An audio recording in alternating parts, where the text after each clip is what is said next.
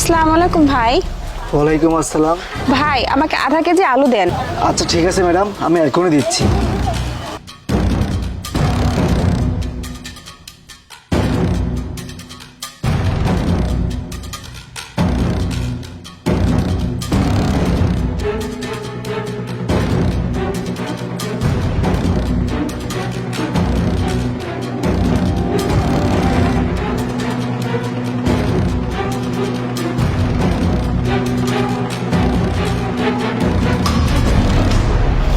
Madam, আপনার আর কিছু লাগবে?